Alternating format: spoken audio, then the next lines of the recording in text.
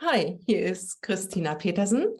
I'm a Feldenkrais practitioner, and it's my luck in my life to have the possibility to speak a lot with my colleagues, and we record this. And today I have a guest. It's Kathryn. Hello, Kathryn. Hi, Christina. I'm really happy. It's so nice. I know you for so long that we can have this conversation in this way. So nice to be here. Thank you. Yeah, it's really a reason I do this podcast, is that I had so many nice conversations about the method and how my colleagues got into this work, that I thought it should be more for possible available for the people to know more about us and our way in the method. So. And we can start right away with your beginnings. I know from you that you started as a dancer in Australia. Okay, so that's going really back. But actually, it really is connected to my work as a Feldenkrais teacher. And it's true, from the age of 4, I did ballet classes. And you know, I'll never forget, actually, there was one ballet class where at the end they asked each of us to do a little solo, and we got to choose what we would like to be. And so all my little classmates chose to be a butterfly, a princess, or whatever. I chose to be seaweed. And I really liked the way seaweed moves in the ocean. And it really inspired me to do a little dance. So that was the first beginnings of dance. And yeah, I went on to train as a professional ballet dancer at the Australian Ballet School. And that's actually what brought me to Europe. So I live in Hamburg. That's where I am right now. And yeah, when I was 19, after the ballet school, I well, a lot of Australians do that. We go to Europe, the Germans go to Australia, the Australians go to Europe, and usually they do like backpacking and travel around. But as a dancer, I had this idea. There's a lot of old culture here, and I was really interested in the big range of dance over here. And so, yeah, I came over to make my name. And then life continued. Yeah, I'm interested. Why Germany or why Hamburg? Well, actually, that just sort of happened because, well, no, actually, it's not true. Let's say I was open to end up anywhere. So for me, it was Europe, and I didn't know, will I be in France? Will I be in Italy? Will I be anywhere I can get a job as a dancer? And actually, I was in Vienna for half a year at the beginning, where I danced with Ismael Ivo, who was based there at the time, although he spent most of his life in Berlin. But I did have one contact, a friend in Hamburg, and he had actually been to the Australian Ballet School as an exchange student. And he was the only person I knew in all of Europe. So I ended up putting my bags at his place, and he was so generous and helped me so much in the beginning, because I was young and naive and I had no idea what I was getting into. I had a one-way ticket. I did have some insurance. I think I had like $500 or something. And to be honest, without his help, it would have might have turned out differently. But yeah, so he often fed me and whatever. But I was based there and could move out from there to go to auditions. But it made sense that the closer to home was easier. And yeah, so I ended up with the Tanz Theater of Hamburg, which they had at that time, like dancers need to take class daily. So they had their morning training was open for the public, or not the public, but for dancers. And so I was taking class there all the time. And then we got to know each other. They were interested. And so I ended up. Nice. Yeah. But the interesting thing for me, when you look at the Feldenkrais with the Feldenkrais glasses on your history, is that it's the connection between, and from there you go, so that we think of ourselves connected. Inside we are connected with everything, but we are also connected to other people. So this is for me a statement that when we look for something in ourselves, how we move or to bring this in another direction, then it's not so why we sometimes think so much in we do something for the arm. But the world outside, everything is connection, that we go there because there's a friend and he can help us. And we are so connected, and it's not like the arm or the shoulder who hurts, which hurts, but it's the whole which is connected, like our world. And everything's about connection. I agree completely. And it's quite funny because a year or so ago, I kind of thought back through my whole life, thinking of everything that plays a role, and I followed it back through, like all the paths of this thing and that thing. And it's really funny because pretty much everything led back to this one person I got to stay with in Hamburg in the beginning, who, again, he'd been in Australia, who was in the dance school, and so on. And it's like this thread that did spread out in so many directions, but if I followed it back, I kept coming back to him. But it was a similar thing, the first Feldenkrais workshop that I participated in. It was also because I had no idea what Feldenkrais was. It was a weird word. And but I knew this woman who was giving this workshop from a completely different context, and I really liked her. I really liked her attitude, her way of teaching, and it was like, oh, she's teaching a workshop, I'm going. And yeah, so I went to her workshop, and it really blew my mind. For me, coming as a dancer who you know, I thought I knew something about movement. It was so different. And for me, it was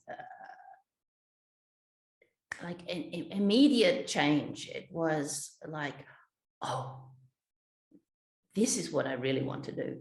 This speaks to me so deeply. And even in that first workshop, I also knew I want to teach this. I want to follow this all the way. It was really life-changing. So this is interesting for me, that you wanted to establish yourself as a professional dancer, as I understood, but there was inside yourself the idea of being a teacher too. No. Actually, that's interesting, because at the time of this workshop, I was a professional dancer, and I must admit, I had some kind of, what do you call it, arrogance about that. And so, yeah, I was young, so I can admit to this, but we felt like dancers are somehow, like real dancers are somehow better than dance teachers. So because this Tanz Theater Hamburg was a collective, we all had to actually teach on the side, but it was like, oh, we have to do this to make some money. And when people would say, oh, you're a dance teacher, I would make a big point of saying, no, I'm a dancer.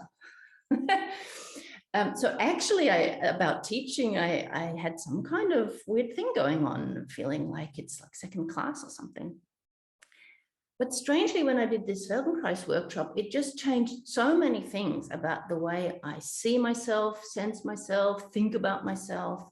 And I only realize now that you asked this question in this way that I didn't even associate that idea of wanting to learn to teach Feldenkrais with being a teacher.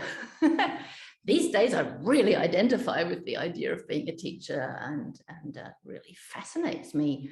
learning and facilitating learning. But yeah, at the time, yeah, I don't know, that's maybe already an answer to that question, but yeah. Do you remember something from your first workshop, Feldenkrais workshop? What did you do there, or what? The one I participated in, I really remember a specific thing. And I tell this story a lot because for me, it was just like, so as a ballet dancer at a huge school like that, not a huge school, but an elite school, one of the things they did was we had like an orthopedic assessment before we were allowed to join the school. And they measure how far you can turn your legs out, because for ballet, you have to have this outwards posture. And so in my hip joints, they measured how far the knee can go out, and it was much less than would be ideal for a career as a ballet dancer. And I remember that it was like a black mark on my record. It was like, yeah, okay, this is not so great, but if you work very hard, you'll be able to master this difficulty. So I worked very hard, and you know, as they say, with blood and tears and sweat. Yeah. And in this Feldenkrais workshop, I remember exactly, we were lying on the back, the knee standing, and just opening the knee to one side. And the teacher was asking us to sense the quality of movement. And if we could notice that at the beginning of the movement, it's like easy and smooth and nice, and where does the quality of movement change? And I could sense exactly at that angle that they had measured all those years ago. Like first, I just sensed this difference in the quality of movement. It was like easy and smooth. And then I could go all the way. I could put my knee on the floor, but it was really a different feeling. And then it was like, oh my God, that's exactly the angle that is your actual range of movement. And in that moment, it was just like this box popped open. It was like, oh my goodness, all the rest is worked, it's pushed, I even had this idea of perverted. It's like, you know, it's not me. This is like the real me, and this is something I've made of myself. And so I had all this stuff coming up about how I treat myself, how I see myself, am I good enough as I am? What's the authentic me? Which, just as a qualification, doesn't mean we can't work on ourselves and you know, have goals and improve things, but maybe in a different way and maybe in a different contact with ourselves. Because for sure, please, all the dancers out there, I'm talking about me, my story, how I did it. It doesn't have to be like this, but for me, I stood there every day in front of the mirror and found myself wanting, you know, not good enough. The legs not high enough, the turns not enough. It's not perfect enough. It's always not good enough. And it's the only solution to that is work harder. So this has, of course, to do with my own way of being and so on. But yeah, that first workshop just gave me a different perspective on how I could treat myself and work with myself in a different way.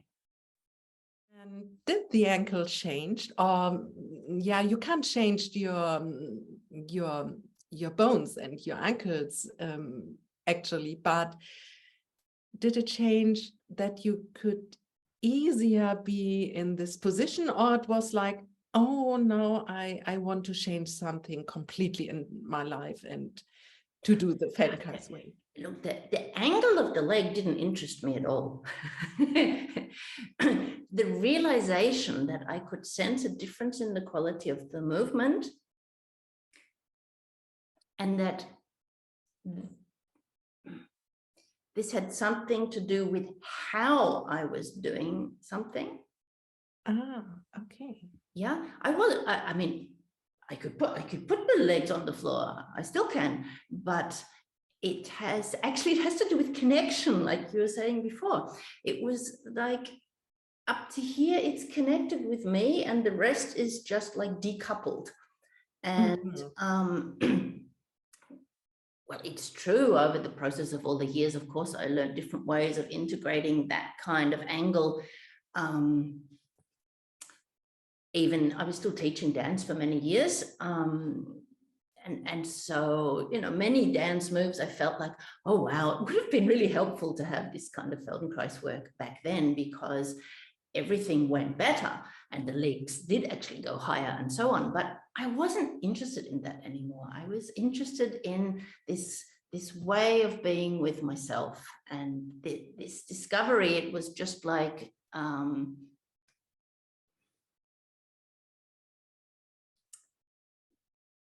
yeah, it was just like an excuse, or it was a moment in which I realized something. And that's actually, for me, the main thing about Feldenkrais is not so much that I improve range of movement, or the shoulder stops hurting or whatever, but it's about being in connection with yourself, and that people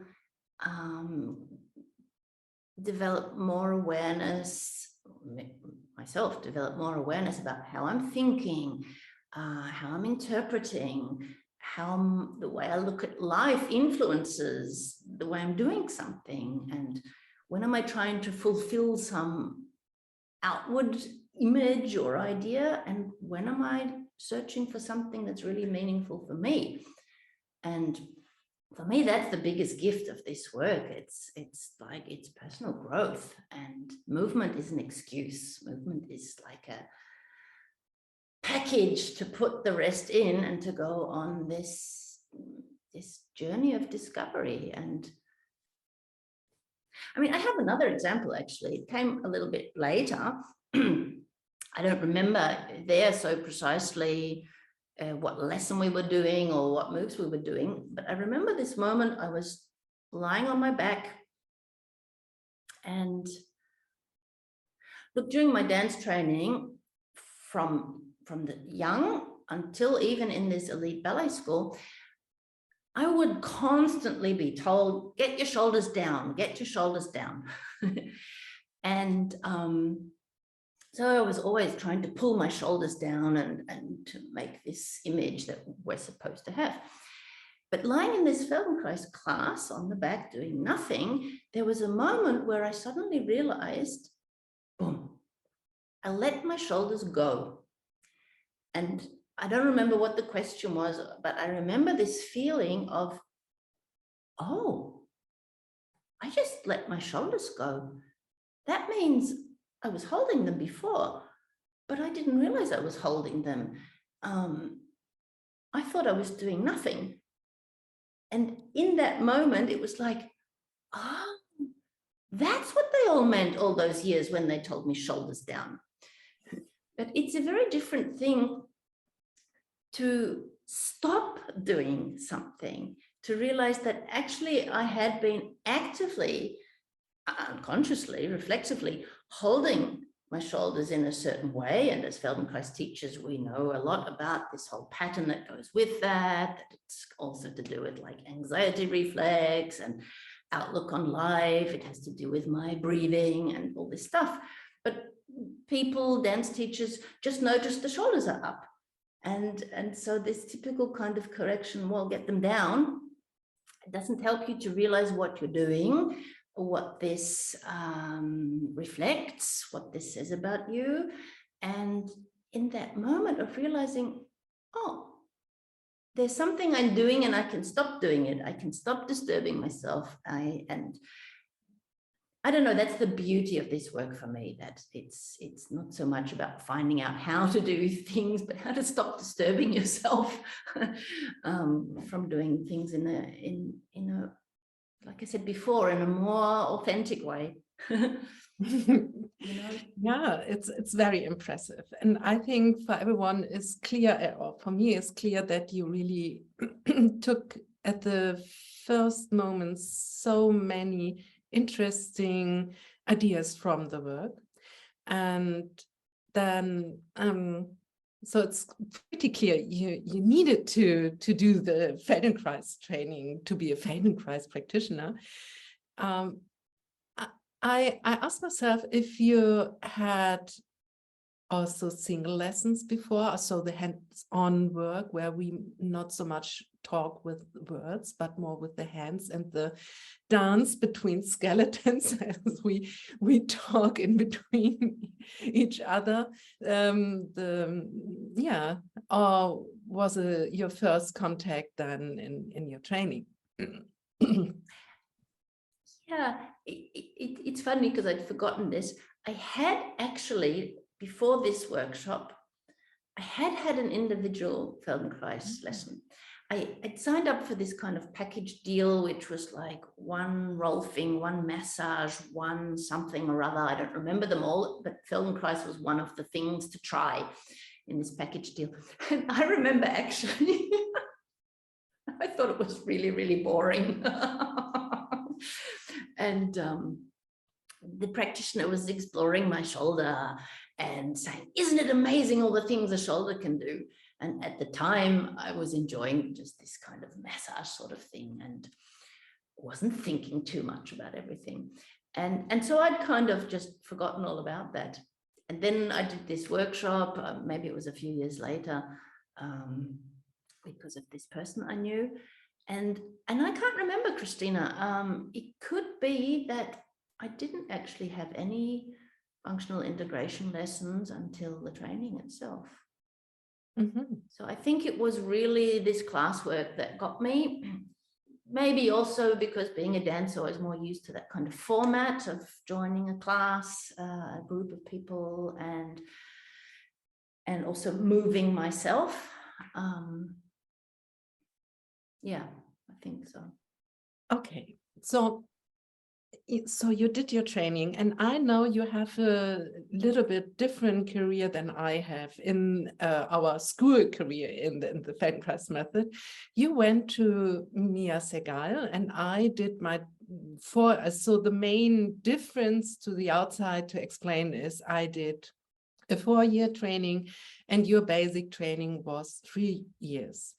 And so said, I did it in the worldwide Feldenkrais connected environment, and which is what I know is that it is also they have all the sources, and that the siblings from Moshe Feldenkrais gave the material to this kind of organization. Yeah, but with Mia Segal, which is really an amazing trainer. So can you tell me, as someone who didn't do the training with Mia Segal, yes, something about why did you choose the Mia Segal training, or why, yeah, what was the reason? Yeah, I can tell you. Very simple.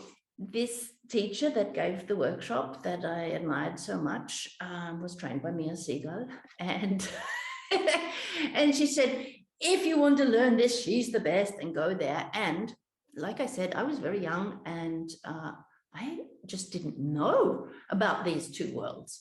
It was just like, okay, this is what I like, this is where you train, you go to Mia. I wouldn't have done differently knowing what I do now. For me, in my story, it was perfect. And I mean, just a little bit more history, maybe for those who are listening and don't know the background, that of course, Mia Segal was one of the first group of students that worked with Moshe in Israel, 13 teachers, and she and Yochanan Reverend both decided when Moshe died and everyone was trying to find a way to do things, they created this guild with the idea of taking care of some standards, of making sure that people who did a Feldenkrais training got a certain standard, a certain quality of training. But Mia and Yochanan didn't agree with all those ideas that people were having, and they wanted to do it differently. And so they did. And because they are, as you say, master trainers, amazing practitioners, of course they could do that. So they did things in a different way. For example, the 3 years rather than 4 years, and many other differences. For me, what was incredibly special about Mia was that she created a process that really was about all the things I was just talking about, this idea of sensing myself, and how do I think about things, where do I get in my own way. And it wasn't about learning to do things a certain way, not that it is in a guild training either. But Mia was a master, or still is, of creating a space in which you really can explore. And like I said, I was still dancing professionally during the training, and I remember how I did some of the lessons that today I have a different understanding about how one could do them. I did some crazy things because for me as a dancer, some things felt normal or natural, and there could be simpler ways of doing them. But she never came and gave me a feeling like this is not the direction to be exploring in. It was like I could take my time for every step of the way. It was really experiential. And later, when I did the so-called crossover, which is a process that we have so that students of Mia and Johanan could come into this, as you say, this kind of international collective where we have agreed upon standards. So there was this crossover process to make up the things that were a little different. And well, Mia said that the extra year in the guild trainings is just talking. And I must admit to you, so in my experience, yeah, one of the big differences is that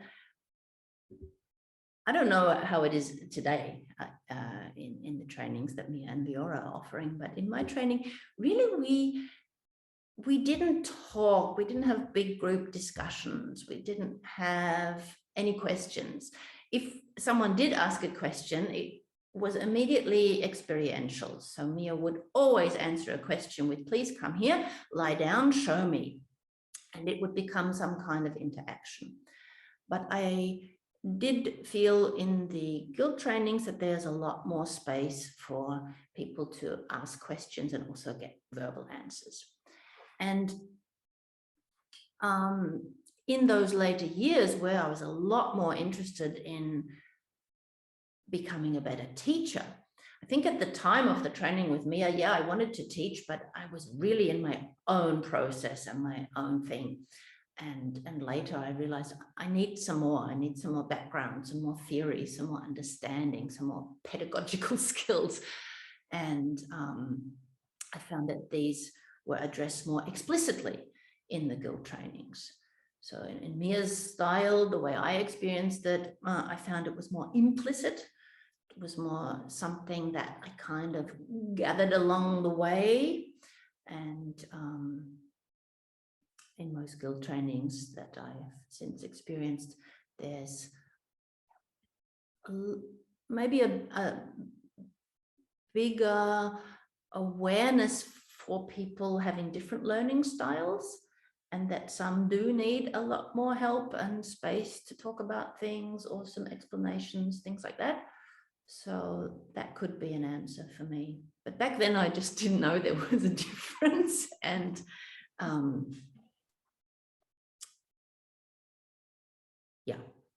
yeah.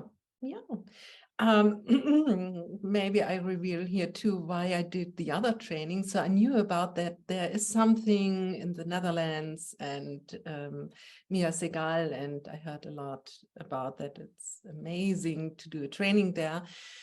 But you know, I knew someone who did the training before me with Chava Shelaf in the nearby Cologne. Yes. And I have family there, so it's all about connections Again, yeah. That someone told me, oh yeah, he was quite, he said to me, the only thing he said, he heard a lot good about the Mia training, but I have to think maybe in the future it's nicer to be in the bigger community, because I can go anywhere in the world. So in these days there, it was like, and I'm like in a big house.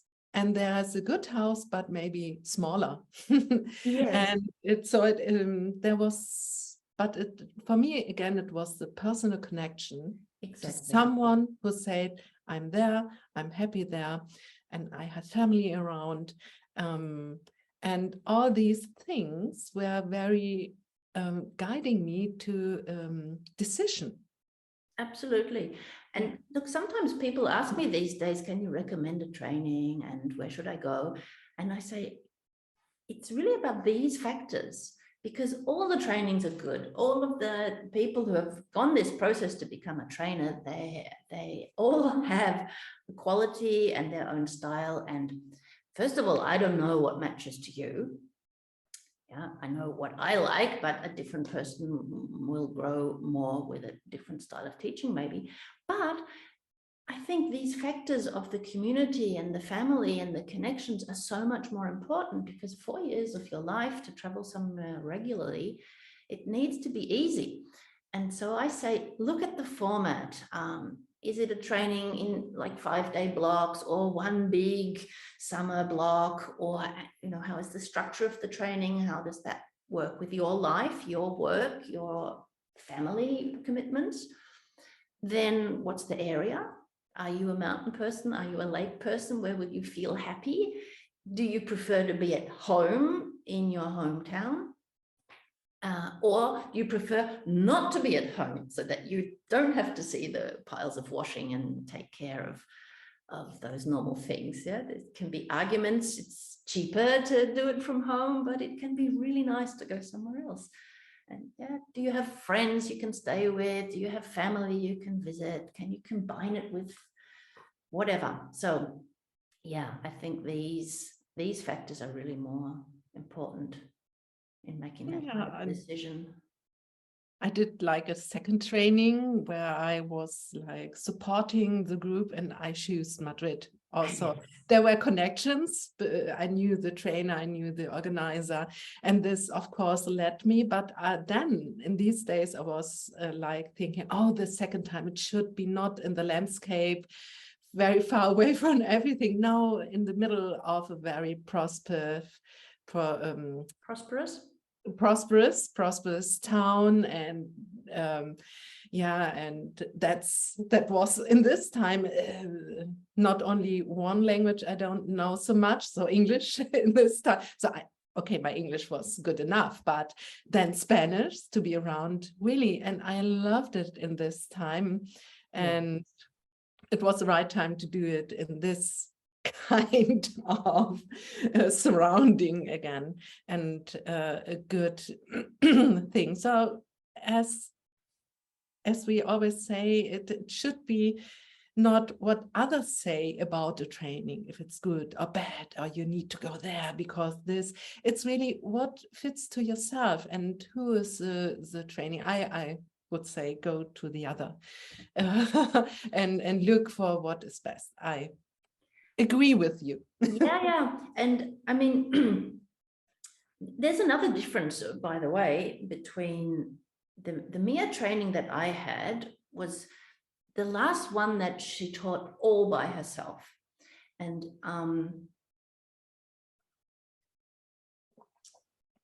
at the time, I think it was also really important to Mia that that she wanted to give you the full experience of her understanding of the method. Just like Moshe also, of course, he taught everything all by himself. He had his assistants, but they didn't, very rarely actually taught in the trainings. Whereas the guild trainings have a very clear rule, a certain number of days, and even the educational director can at the most teach 60% of the training days. And I'm not sure, is it 3 others that you need to have at least 3 other? I should know this, but anyway, a certain number of other trainers that are teaching, so that you do get this diversity and this different understanding, this different way of presenting, this different way of working with you. And for me, the same thing goes for the trainings themselves, that look, for me, it was amazing to do this crossover after this intense, like immersive experience with Mia. And then, well, actually the next thing I did was an advance with Johanan, who is so completely different.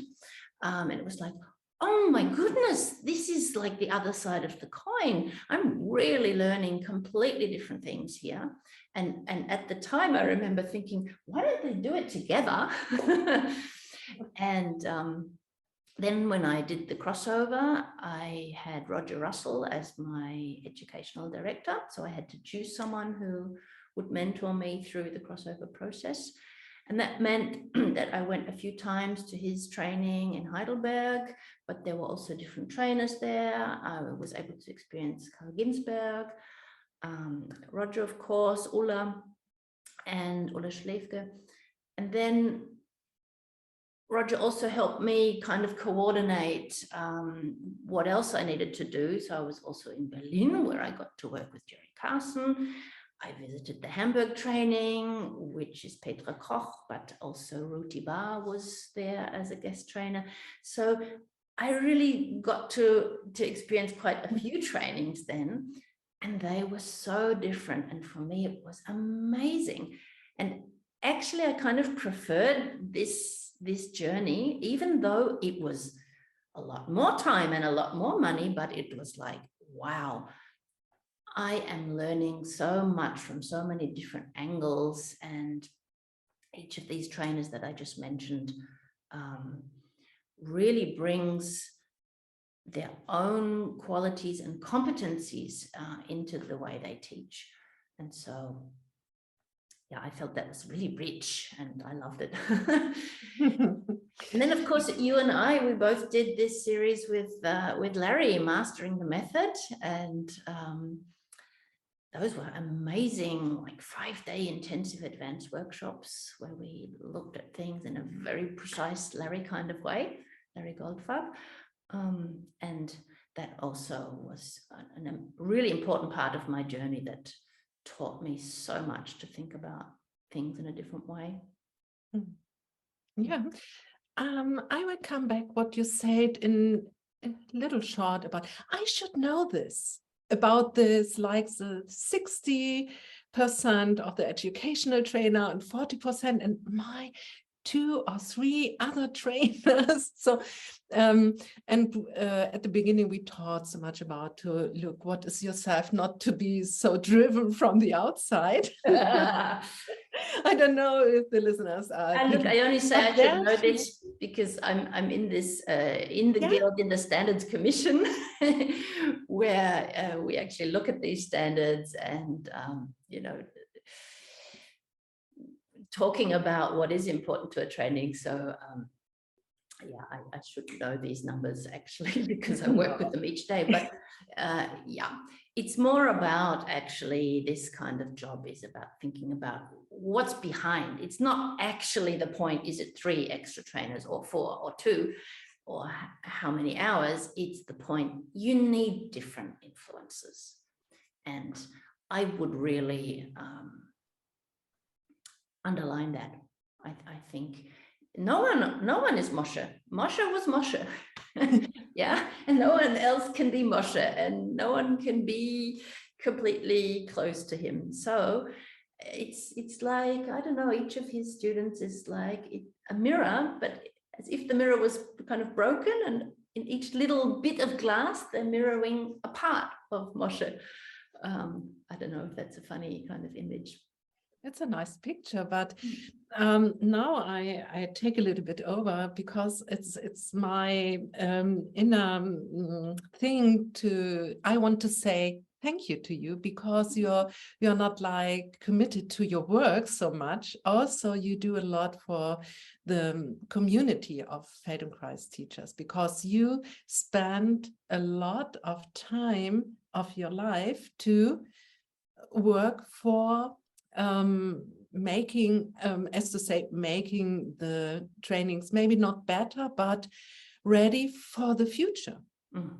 And also, I think it's not bad how it was in the past, or it's only that it's a process, how the training started in the 80s, and now we moved on. The life changed. I think it's interesting also to know about rules, maybe about online trainings. Maybe there is also, we need to have a rate like only 20%, only 60%, or 80% online. Maybe this is something we need to discuss in the future. Or 100%, is this possible? It's something we need to talk about to have a standard.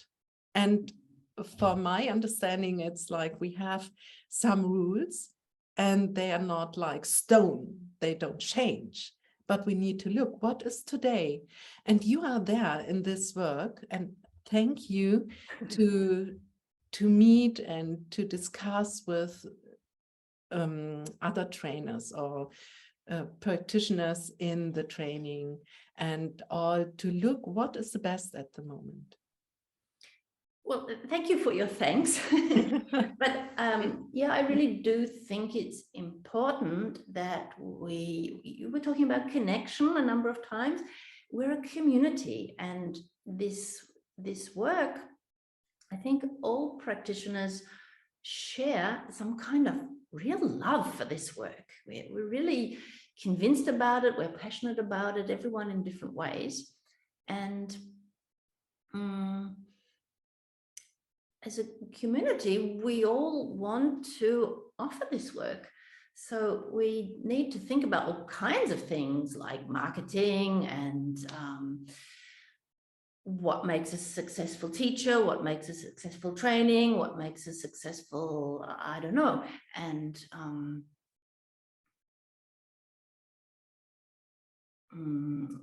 for me, the kind of Feldenkrais principles, as I said in the beginning, the movement is like an excuse to understand something about how I think and reflect.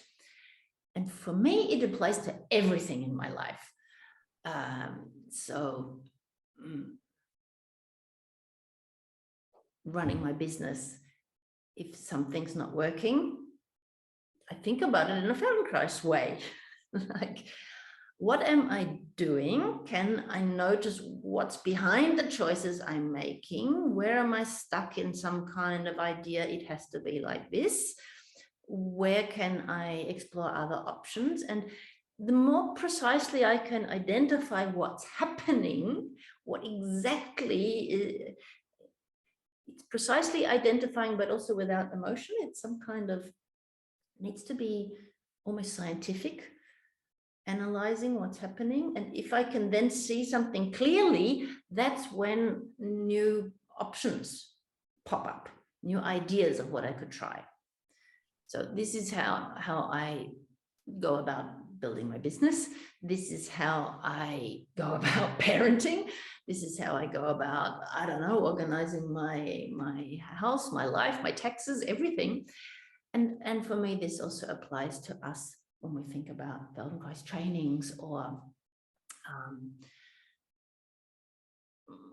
where is the method going globally? Because we can see all over the world, yes, the world is changing, people are changing, the way people learn is changing, the knowledge we have is changing, all the incredible amount of research about neuroplasticity, for example, it's become almost mainstream. What back in the day Moshe's ideas, which are really were incredible, that he could already hypothesize it must be like this, but it was radical the way he thought back then.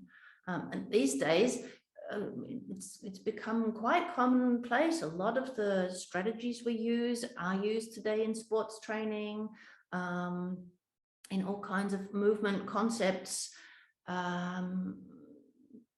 People are using similar background ideas to ours. And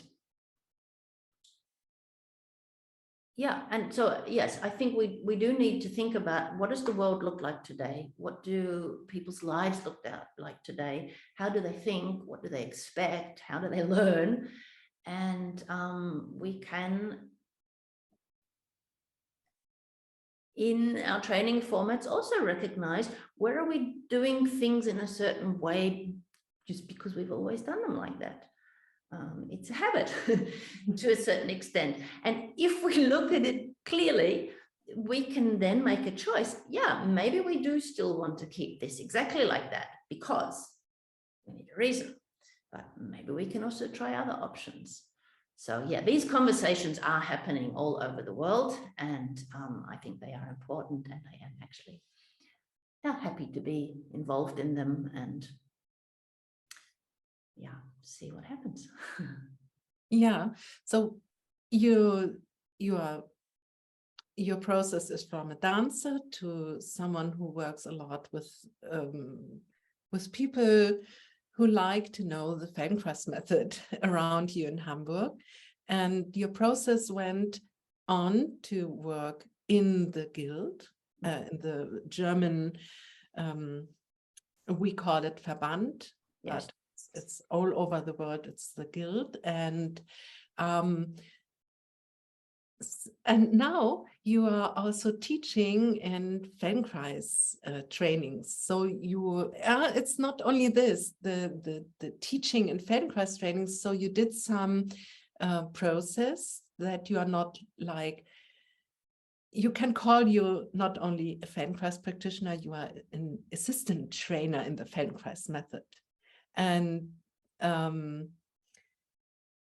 this is another looking deeper into the work and what changed for you in this process from working with everyone who's interested in the Feldenkrais work, and now to someone who says, like you did years ago, oh, I want to be a teacher.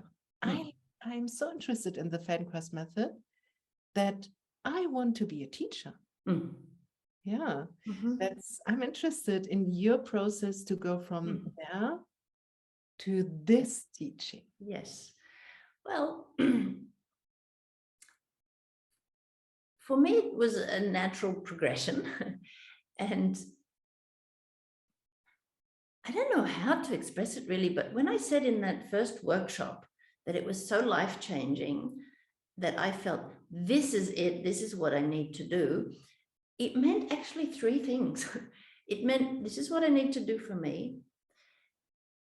I want to do this well enough to create what happened in me in someone else. And I think this is so important and so life-changing and so, I don't know, for me, it's the way.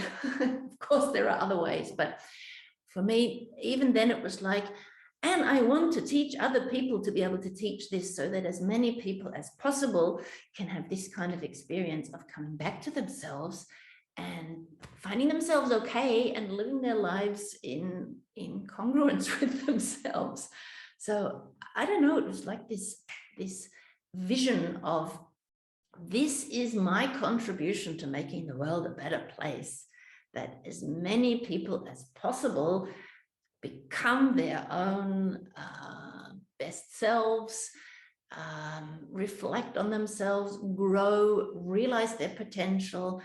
I don't know, I feel like this is what I can do, as I said, to make the world a better place. So at the same time, you said something about, in my progression that at first it was like teaching people who are interested in the Feldenkrais method. And I would like to say, I don't think any of my clients are interested in the Feldenkrais method. Like not the ones signing up for trainings, but the general public that comes to a class or a workshop or to individual lessons, they're interested in themselves. Yeah. And this is also a marketing thing that I worked out very, very soon, very early on. If I advertise introductory workshop, Feldenkrais method, it's not going to be full. People are not going to sign up for that. But if I advertise, well, in the beginning, I used to advertise something about your relaxing your neck or your back being softer, that kind of thing. These days, I advertise something about personal growth or getting to know yourself better, some other kind of wording. But it's about the person and catching them in their life, where they're running up against something. They feel they're limited in some way, then not as authentic or spontaneous as they'd like to be. Whatever, they've met some kind of place in their life where they feel like, I need to do something that will help me to grow. And it's a different thing, someone who signs up for a training, because they are interested in the method and they are interested in facilitating this process in others. So it's a bigger picture, and it's also a different way of thinking, like how to teach well or how to teach others to teach well. Yeah, but I'm fascinated by it, and it's like a progression of my way of thinking. Yeah, and so one part of your I would say stage at the moment is to work in Feldenkrais trainings, but then also there are some yeah, you are ready and you are not ready. As you said, we both went to Feldenkrais advanced trainings with several other trainers. We caught something, we looked how they approach the work, their ideas about it. And but I think you do this also for our colleagues. Yes, this is also a kind of new kind of development, but yeah, working within trainings, getting to know the students, but also remembering for myself, even after the training, actually, I like to think of a Feldenkrais training, it's like a seed that was sown, but then you need to water it and it will grow with time. It's not a full blooming flower or a fully grown tree. It's like you planted a seed, and then the questions start to come when you start to work with the method, with the public, and then you run up against all the things you didn't understand and so on and so forth. So for me, as you say, participating in advanced trainings was amazing, important, fruitful, and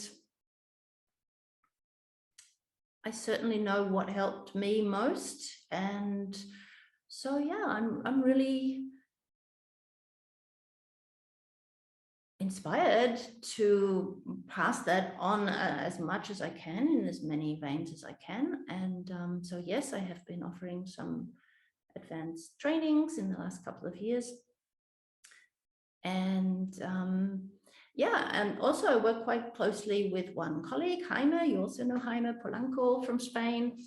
And he's also an assistant trainer, and we talk a lot with each other. We reflect on the trainings, on the process, on what's the best way to create situations where people might understand this or understand that, and or not where they might understand this or that, but we create a situation where they can continue on their journey and get the support that they might need. So we also have some formats where we will work together. For example, in Madrid, this December, we're offering an advanced training together, because we also have, like, we've been talking a lot about people's different strengths and their different understanding, their different way of teaching. And Jaime and I both have very different, like, background. So that also our teaching styles are very different. Our knowledge, our understanding is very different, and it complements each other, we feel, in a really great way. And we certainly share this passion for learning and facilitating learning.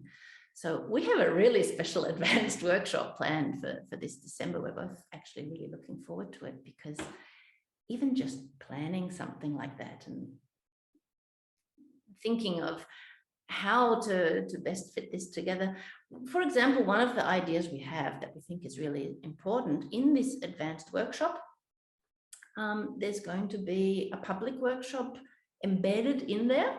So on 2 days in the morning, the public will come in. We will teach the materials that we are exploring in depth with the practitioners. We will teach them to the public, so that our participants can also see, okay, that's how they do that kind of thing with the public. That's how they make it fit. So that we, of course, will look a lot more at background ideas and theory and understanding behind things. But for the public, it's about the experience they have. We will also demonstrate the functional integration lesson that we are going to be looking at on members of the public, so that, again, our practitioners can see, there's all these elements and all this, but with this particular person, they're doing it like that. That's how it comes out. So it's about, like, how do we adapt it? How do we make what we've learned actually work in a real life situation? And we will, of course, also be talking and reflecting on that. So that kind of idea, I think it's a little special that we say there's going to be 2 of us, we're going to do this kind of thing. Yeah, that sounds so interesting, because that is something, so the first training, the basic training, I like it to call it like this, is really about our own process. Yes. And then, yeah, we experience so much, and also we do some teaching, but maybe I give an example how I learned to teach elemental for children from 1 to 6, I would say, music. And my training in this kind of way was, when I studied this, we met each Friday morning in a kindergarten, and we had to teach each one. And we had some material, we can read, we can look, and all the colleagues were sitting there, my students, colleagues were sitting around, also the professor, sometimes someone also from the kindergarten, and the children were there. And after that, we talk about it. So I would say this was directly after these 3 years, I can teach. I had material, I had seen so many different styles of working or teaching. Also, I had to teach sometimes, and it was really great. Yeah, I think this was a real, I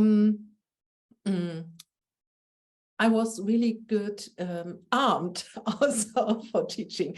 right. Even, yeah. Look, you can't protect, but I have to say it was pretty clear. What I taught was really easy for me. So my basic music training was already done. Yes. So that's the difference. But I think a part of it is that this kind of basic training in anything, it's usually done in, I call it greenhouse conditions, like for plants. It's a closed atmosphere.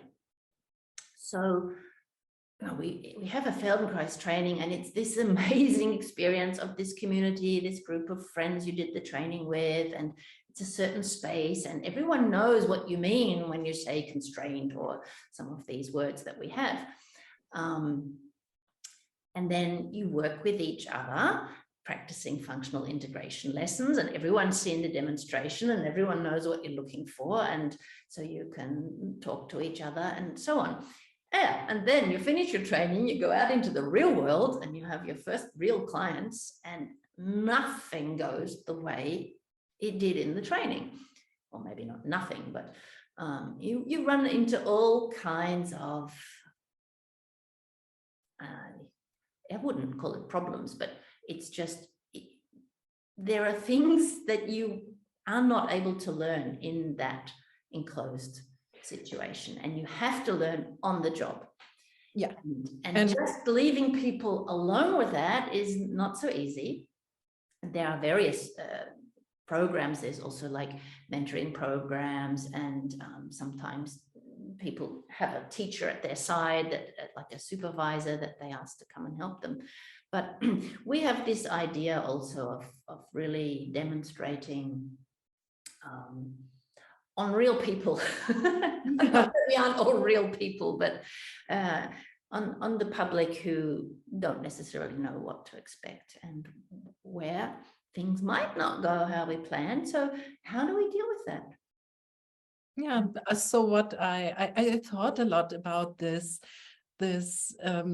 not problem, but it is like this: you need to have the process in the Feldenkrais basic training.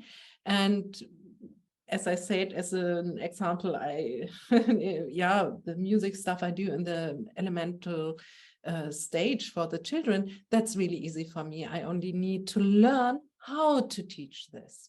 Mm-hmm. But in the first part of the training, you need to really change your learning, or the deep work of understanding how you are organized. This is not so easy, or it's not made by 3 weeks and after this we can teach it.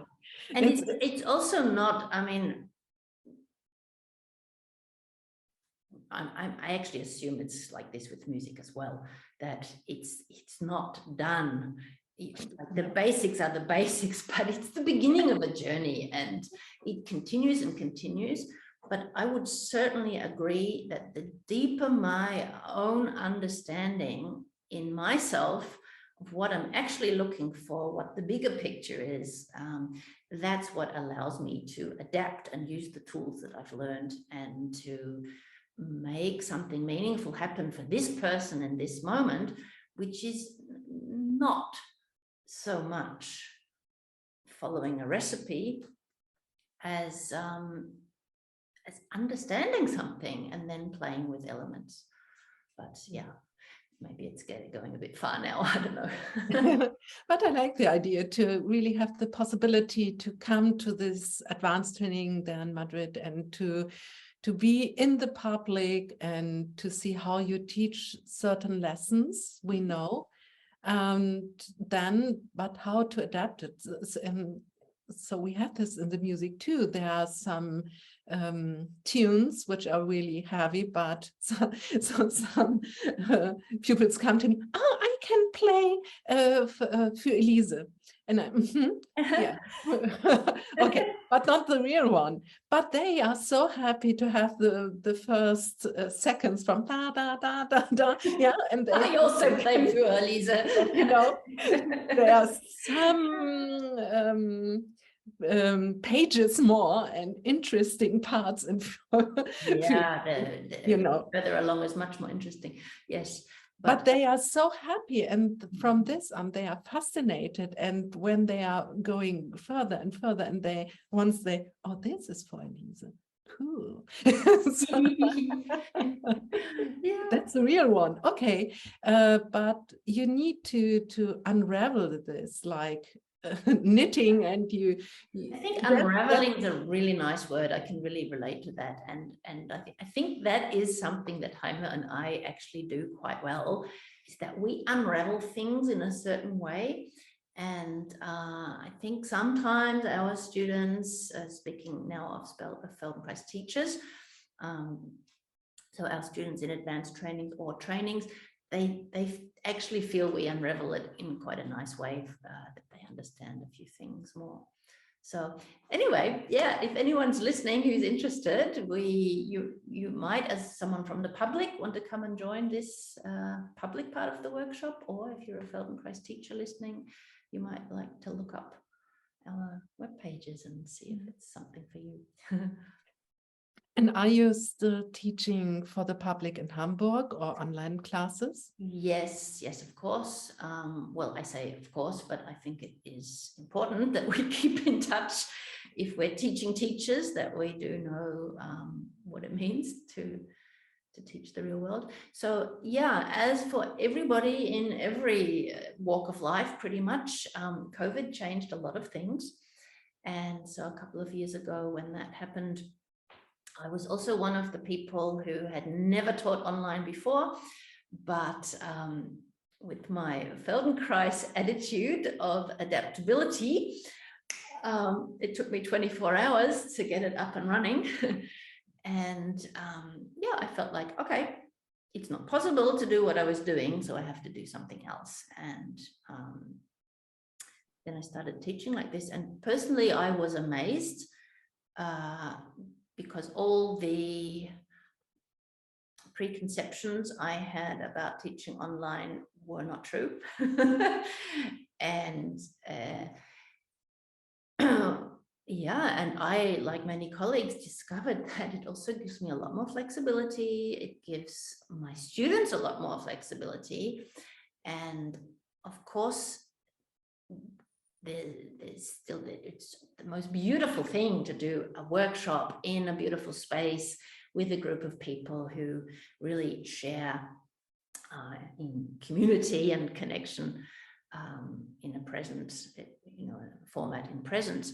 But what really amazed me most about the online teaching was that this connection was happening. That was something that I didn't believe possible, but it was really strange for me to see somehow each one in their own room, they're still in a process together. And it's not just my voice that's connecting them.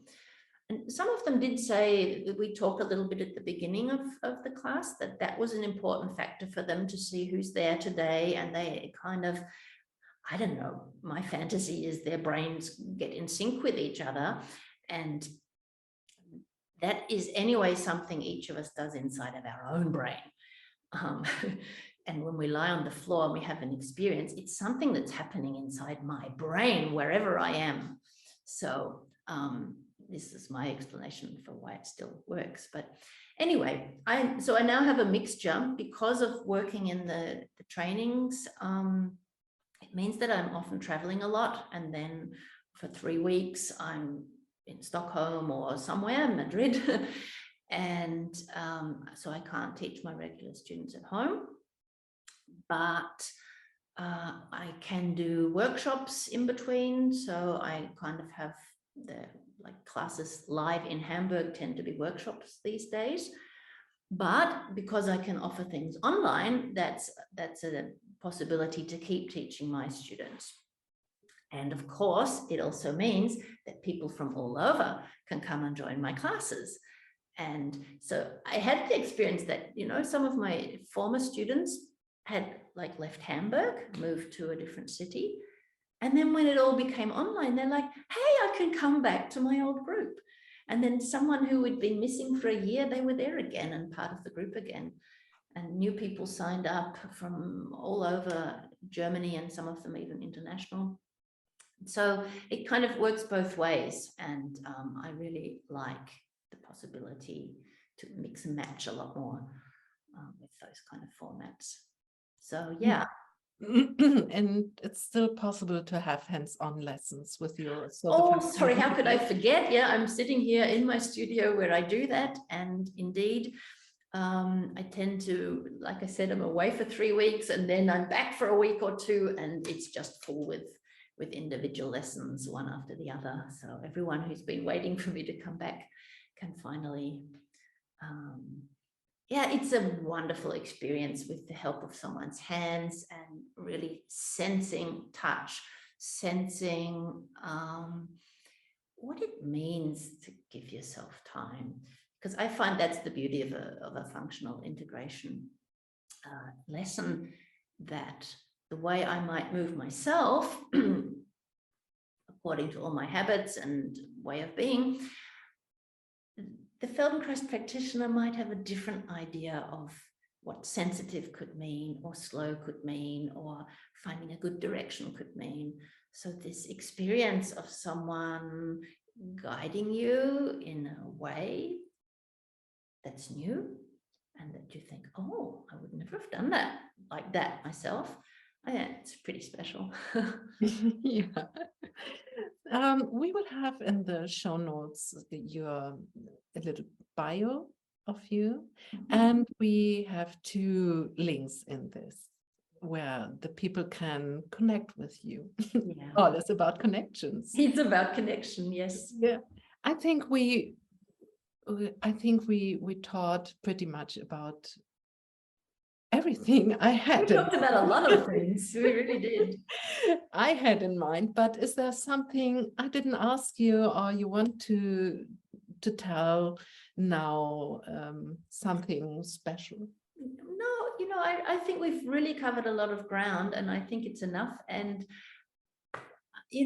as you say, there will be the links in the bio, so people, if you have questions, I'm always happy to answer. Send me an email, or send me a what do they call it?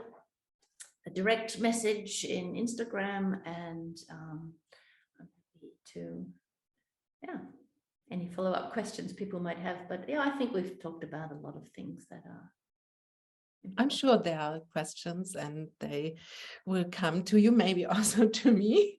So yes, it's my time to send out, if you are hearing this to the very end and you are a Feldenkrais practitioner and you like to be part of this project, to have a lot of voices of Feldenkrais practitioners gathered together in interviews, and their way of life, that it is shown and possible for everyone to hear, please contact me, as Kathryn did. So thank you for contacting me, and I was immediately, yes, of course we can do this, and let us do this conversation. I'm very happy.